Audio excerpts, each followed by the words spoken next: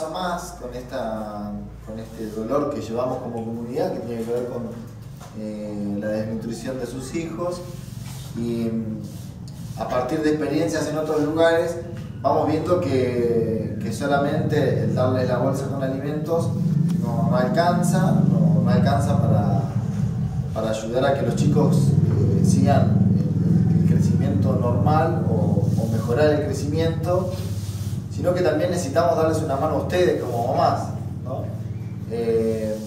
Y creemos que darles una mano no significa aumentar más el bolsón, sino el poder reunirnos y el que poder en conjunto con ustedes, en comunión con ustedes, que podamos armar algo distinto, ¿no? Por eso es que vamos a intentar llevar ahora adelante un comedor que sería para los chicos que están bajo peso, que sería en este lugar, y que este espacio sea más para sus hijos, pero también para ustedes, ¿no? Creemos que cuando hay un chico con bajo peso o desnutrición, no es solamente un problema de alimentación, hay un problema como mucho más grande, ¿no?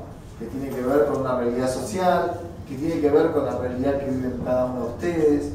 Entonces, queremos que el espacio del comedor no sea un comedor más, un comedor donde van a ir a comer los chicos que están mal o que están bajo peso, sino que sea un espacio para que ustedes como mamás también puedan ir aprendiendo cosas nuevas.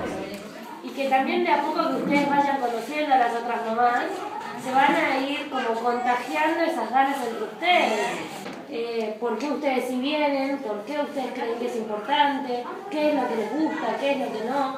¿No? Y entonces así empezar entre ustedes a invitarse mutuamente y a comprometerse entre todos. En este caso, para mí es un fortalecimiento más para uno el tema del comedor, porque por ahí un poco más que también le participamos entre todas las mamás. También para aprender hay algunas veces que prácticamente las mamás son mamás jóvenes y solteras. Y en este caso para mí me parece bien el comedor, porque así por ahí algunas veces nosotros podemos